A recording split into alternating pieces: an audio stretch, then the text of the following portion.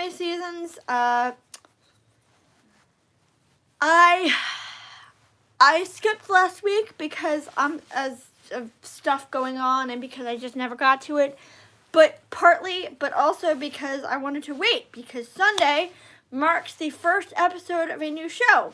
It was very enjoyable, but we'll get to that in a minute. So I have my mug. I have a giant soda.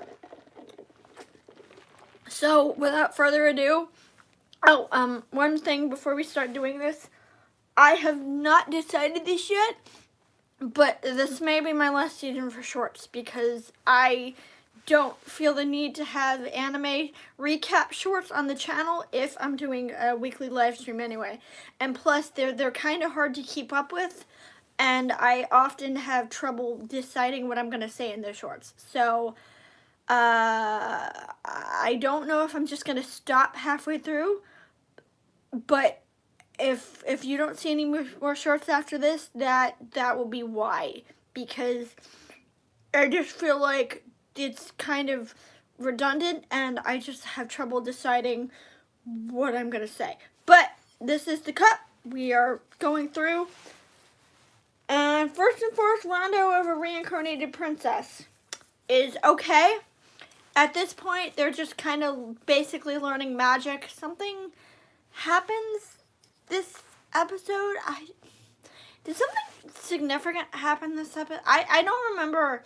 I think it's just them more bonding and learning magic and shit. And it's really cute. It's just nothing really significant. The only reason I'm still keeping it... Oh crap, I forgot to add kinda. But we'll get to that in a minute. In the roster is because I'm interested to see if something... They'll do something with it. Like, will they actually, cause them to hook up? Because I think it said at one point, Euphyllia... I keep calling her Euphemia by accident. But Euphyllia does end up falling for an Anisphia. Or is it an Anisphia? I don't know. They do end up falling for each other. Or one to fall for the other. So, that should be interesting in the future. But before we continue, I just realized I forgot to add Kinda of the Great Snow Sea to the roster.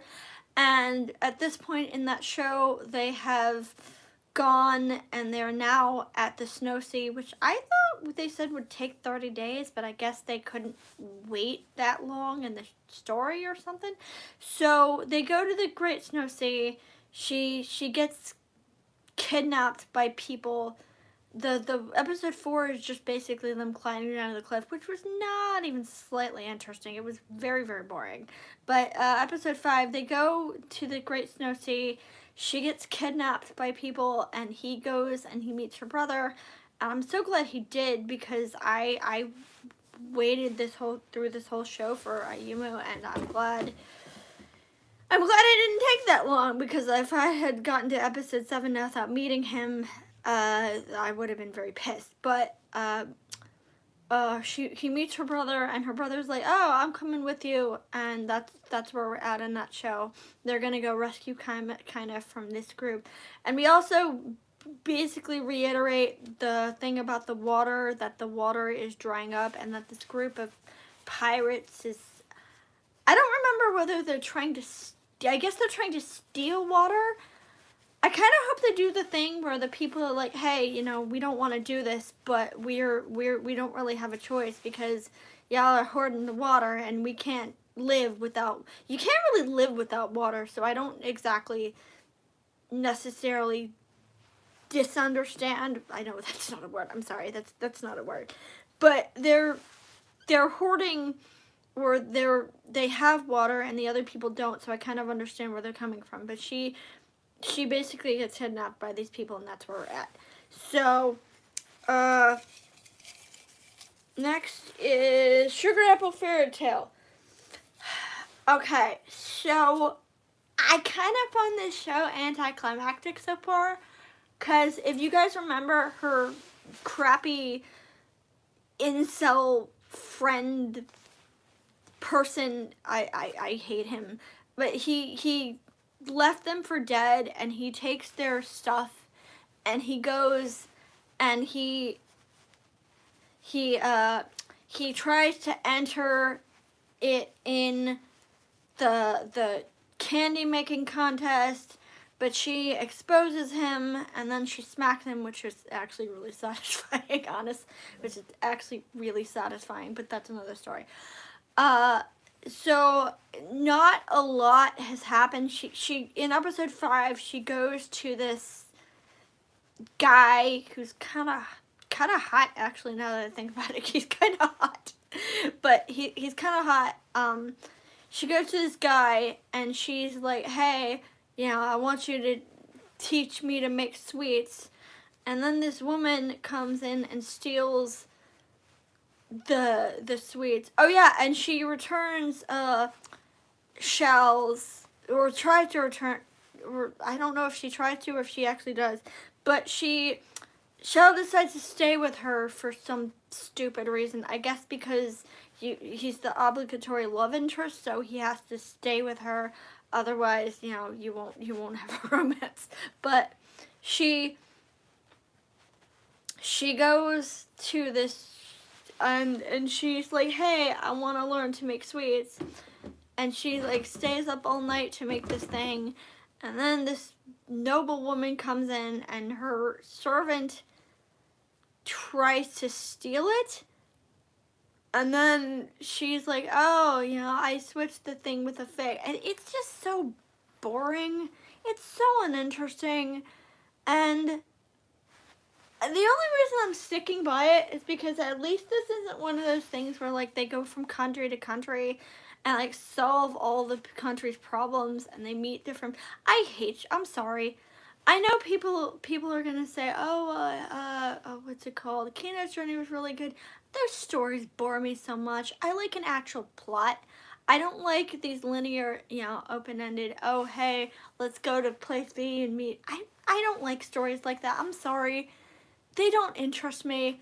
And I'm hoping that something happens with this, because I don't want to necessarily say that this is, like, boring. It is. It's boring. And they're not doing anything interesting with it. But hopefully, I don't know if they're going to do anything with it. Oh! Hero Sky Precure is the new one that we have not gotten to yet. That is the brand new series. I will say nothing new about it.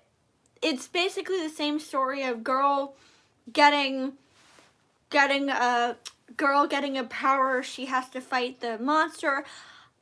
What I like is that, actually, I like a couple things. First of all, I like that the villain is much more distinct than like the last season, because the last season I didn't care about any of these people. Those people were just boring thieves, and this is like, it's a giant hippo monster. It's so much more exciting when it's an actual interesting design, and it's it's just, I'm sorry, it's more interesting. The baby is cute, the baby's adorable, and I like the fact that she, unlike the last girl, she's not timid or, peppy. She's just basically in your face. I want to kick your ass, and, as she wants to be a hero, which isn't anything new, but like I said, isn't anything new, but at the very least, it's different from the last people. I want to make people happy, okay? But that's not a personality. Like, that's a trait, but that's not a personality. Also, her drawings are very cute. Like, her little hero drawings are adorable. And I like the fact that you meet the other girl. It's giving me Mahotsukai Precure vibes. Also, I don't know if you guys know this. You probably do, because it was advertised and I completely called it. We are getting a male Precure, which I'm so looking forward to. And I was like, I bet it's going to be somebody like Ayumu or Daiki, because it's Precure. It's got to be someone very feminine sounding, and of course it's Ayumu, because I'm so excited about that. I really like him. He's like rocketed to the top of my favorite seiyus list. He's really awesome. And two, it's nice, because I've been saying for a while, hey, you know, why don't y'all, I wonder why, hey person, how you doing? If you want to chime in, you are more than welcome to chime in. More than welcome to chime in. But I'm so glad that we're getting a meal precure. That's so exciting. Not only is it exciting, but I laughed out loud when I heard that because because I've been saying for a while, hey, good. Yeah, good. Very good. Now hopefully more people will come. You were the only one right now, but at least you're more than nothing. But it is good. It's also interesting because I've been saying for a really, really long time, I wonder why they haven't made a male-centered Precure series yet, because we've had like 10 series about girls, and I think it's about time that we have a series about guys. It's one right now, and we haven't met him yet, and he's going to be adorable because Ayub is adorable, and we all know that. But I predict in the future we will have an entirely male Precure-centric series. So, next one is Misfit of Demon King Academy. So they're still at the tree. They're still doing these stupid trials. But now they have found out that the girl, like the one girl whose name is Misa, who I didn't know that was her name because I wasn't paying attention to her because she seemed kind of irrelevant. They find out that she's actually the villain, which I admit I did not expect, so good on you, show. Good on you for doing something different. But I can't tell if they're saying that she is the child of God or if she knows who it is. I can't tell yet, and quite frankly, I don't really care. It's not a bad show, and I do like the mystery, but I really hope that they haven't solved who the child of God is now, because we're only halfway through, and I hate when shows solve their mystery halfway through and then just leave the rest to just dick around and do nothing with. Like Kill la Kill, when you found out who the murderer is in episode 13, and then the series just kind of went off on a bunch of tangents, and I don't like that. Or Gleipnir, when they find her sister in like episode 4, and then the rest of the series is just like aliens and some kind of bad. I don't care.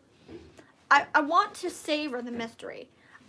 If you're gonna make a mystery, at least make it worth the time. At least, you know, wait long enough so that you have an actual properly mystery to build up. But they're fighting more people, and it seems also like every episode is everybody just ends up fighting a bunch of random people who I don't know or care about. So, Trigun, oh, I put that back in. I'm not putting that in yet. The dub is out. And I love Johnny, and he's going to be such a joy to watch in that show. Because I'm not really fond of Sarah Roach as Meryl, just because I think her voice is too sharp, but I don't think that's necessarily her fault. I just think it's bad casting. She's a decent voice actress, don't get me wrong. She's not a bad voice actress. It's nothing against her, so please do not blame her. It's just I don't think she was right for the role. I think it should have been someone like and it's funny because I think Dorothy Elias-Fan is still acting. So I don't know why it is that they didn't just pick her again, but maybe I'm wrong. Maybe she's not acting anymore. I thought she was. I'm also waiting until episode 3 or 4 to actually watch the dub. Not because I don't want to watch it, but because I've already seen the first couple episodes, and I don't really need to see them again. Orange no Kyoju is the show. At this point, they keep going to these different villages, and I do like the fact that every single village has a different like cat creature or animal creature, and they all look identical to each other, but they communicate in growls.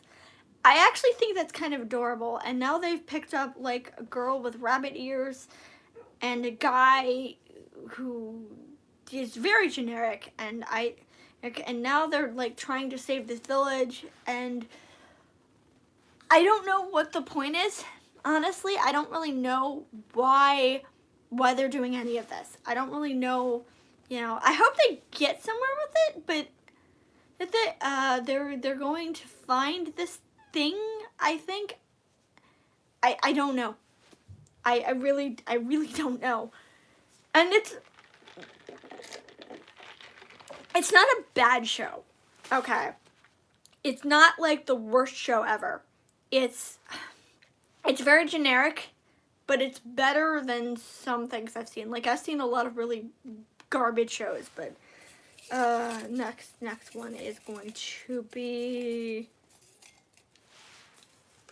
Bungo Stray Dogs. What were they doing in Bungo Stray Dogs? I forget what they were doing. Oh, he's about to solve another case, I think. Like, he gets in the... Oh, yeah, he's solving the case of this guy who...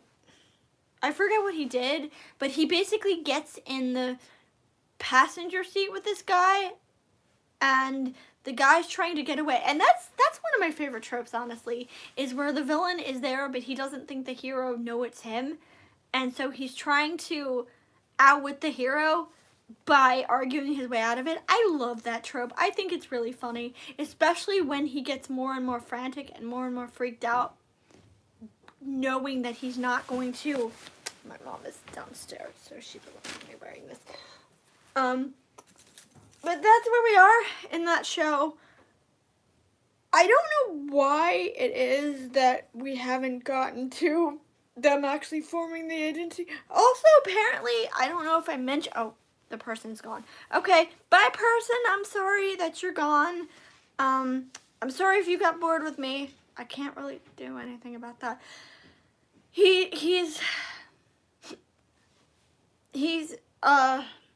apparently Rampo was 14, which I think is very odd. I would not have guessed that he was 14.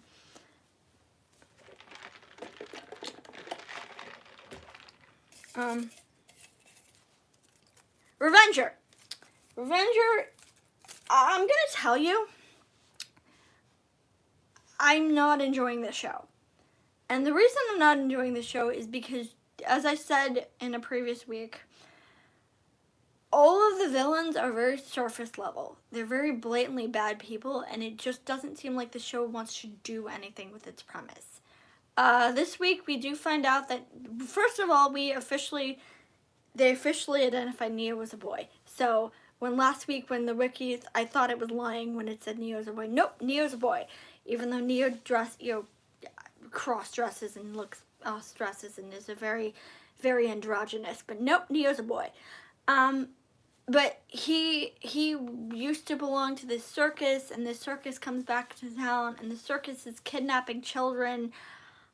I don't know why.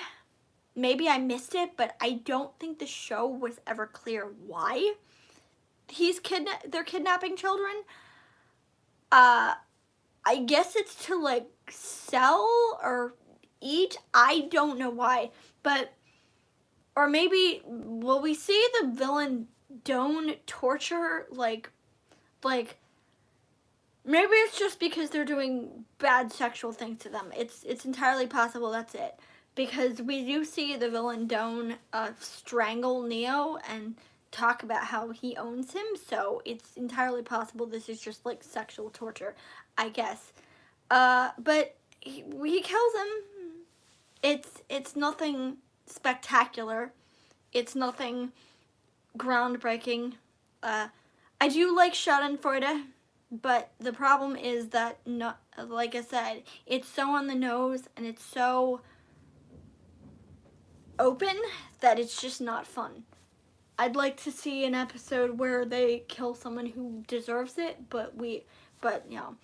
And maybe it's also because I'm used to shows arguing morality. Like, I think bad people deserve to die, but on the other hand, I also feel like most shows would argue, you know, what we'd be killing. So maybe I'm just not used to it. Maybe I'm just not used to a show where they just kill them straight up.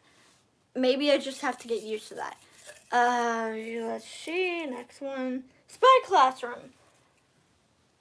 They're still trying to kill him. That's it. That's all. They're trying to kill him this week. We do learn that Klaus is only 20, which I would not have guessed. I would have guessed he was late 20s, early 30s, but we do learn he's only 20, and he's hot, but still. They try to poison his seafood. Inevitably, it doesn't work. And I do like, however, that they trick him into eating something he really, really wants to eat, because he anticipated it. So he basically tells them he's allergic to seafood, so they make him a seafood meal. I actually do think that's kind of funny, because, not gonna lie, I would do that too. If I knew that the girls were going to try and poison my seafood, I would just tell them, oh, I like this, can't eat this. I would just tell them, I can't eat lobster, so I'd get a lobster. That's actually kind of funny, but that's basically it. They're bonding. It's nothing. They're not doing anything with it. It's not really spy work. It's basically Assassination Classroom with spies, and I know that a lot of people liked, but I really did not like Assassination Classroom. I really thought it was very dull. So, Buddy Daddies. So, this week, we've gone, they've established themselves as family. They had to find Hina at daycare. It's basically the milestones of being a parent, which I think is very cute. They had to find Hina at daycare, and now the daycare has to close, so now they have to balance finding work. And I'm surprised that they didn't just tell their liaison that they had a kid to begin with, because I'm sure the liaison wasn't gonna kill, like, he's not gonna kill her. Hopefully he doesn't kill children, I hope, because that would be horrible. But he tells them he'll watch her while they're working, which I'm surprised they didn't just do anyway. I'm surprised they didn't just find someone to ask him, or find someone to watch him while they're working anyway. Why not just find a babysitter? Why do you have to go out of your way to find daycare? I know babysitters can be expensive, but I don't think it's more expensive than daycare. Then again, I do not have kids yet, and I am asexual, so kids are hopefully in the cards, but it's not. I don't know. But that's where we are at this point. We have found them, and I gotta find another thing to say besides that, but y'all know where we are. So, next up is, apparently I don't know if I want to continue the show. The Ningen Fushin. So, here's the thing about this show. The show was good. I liked where it was going. And then in episode 4, they go to this cave, and they find this kid, and they find this sword, and I'm like, oh no, is the sword gonna turn into, and I'm like, oh cool, the sword's gonna bond with one of them. Nope, the sword turns into a kid. And I'm like, oh no, no. And basically, this plot line just flushes any of the realism and better ideas the show has right down the toilet. Because now you have this really annoying kid hanging out with them, and all that character development they had has to be put on the back burner to babysit this kid. And I'm like, oh god. This, not only, and I knew he was going to be annoying, because I normally don't mind women voicing kids in anime, but I don't know if it's just because I'm jaded to this, but this kid is annoying. And not only is this kid annoying, they have to spend the whole time entertaining this kid, and it's just no more group bonding, no more figuring out their flaws. Now we have to pause to do this and just, I hope they do more with this than what they're doing, but it's just, it's not fun for me. It's not fun for me. I'll give it another episode, but other than that.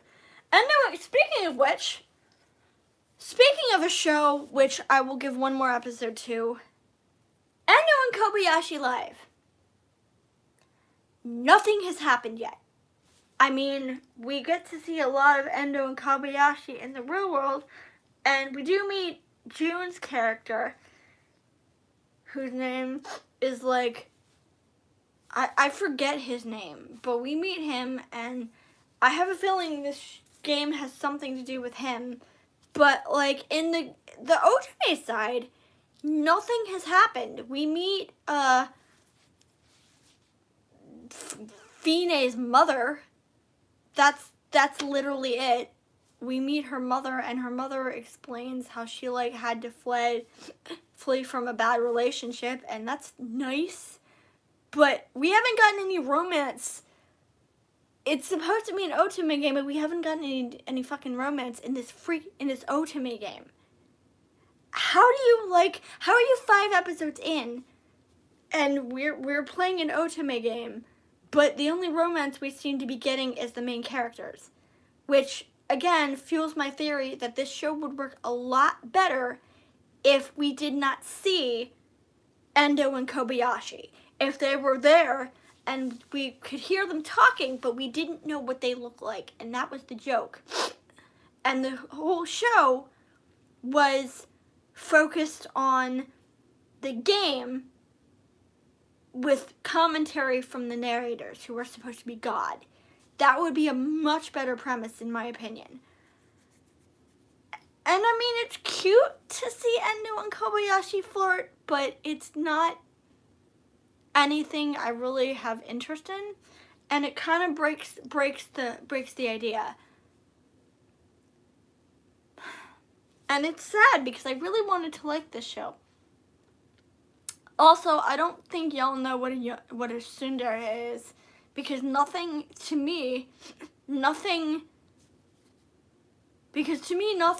that Liz Elote has done has been particularly tsundere. Especially since tsundere usually focuses on romance, and there's no romance. So why are you calling her tsundere if she's not? She's not. And finally, high card. So this week, well, actually no, there's 2, because last week we met the president's son, who has the ability to exchange money for pretty much anything. So basically he can take money and turn it into a bazooka or a car or whatever he needs. I forget what it's called. It's like nothing for free or something like that. And he's the typical, ice dude. It's nothing. And then this week we meet the girl, the token girl, who has an ability which basically allows her to draw a sword that makes her psychotic. And I immediately started getting Danganronpa flashbacks to a Genocider show, which isn't a bad thing because I liked Show. Show was fun. But it's basically the same concept, and in order for her to get out of it, they have to knock the sword out of her hand, which is nice, which means that they might have a little bit of conflict if she ever decides to not let them do that. But that's basically it. They haven't really done anything. That's the thing about this season. Nothing of note has really happened yet. We're like 5 episodes in, and I can think of, let's see, nothing has really happened in in Spy Classroom. Nothing has happened in High Card. Buddy Daddy, we were making progress. Buddy Daddy, we're making progress. Kinda we're making progress. Misfit of the Demon King Academy, we're making progress, although I don't really have any vested interest in that show. Arth no Kyoji, we're kind of making progress. I don't know what the goal is, but at least we're headed somewhere. So, yeah, this season is very not interesting to me, and I realized I should get started on the top 10 worst of 2022. Actually, probably the top 10 best and worst of 2022, because I haven't done that yet, and I need to get going on that. Is there anything else? I don't think so. Oh yeah, I stopped Tomo-chan as a girl because I decided that I'm not interested in watching whatever sexist shit they come up with, because that show is like inherently misogynistic, and I really, really, really have a problem with it.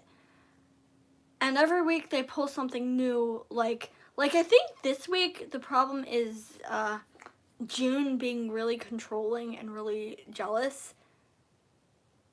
And it's just, it's not okay. So there's that, and I can't think of anything else. I think they said Bleach, 1,000-Year Blood War starts again in April. I think March, April. I don't know if I'm gonna watch it because the first 10 episodes were like, I didn't really care, but maybe I will. I think that's it for now. I can't think of anything else. I can't think of any shows.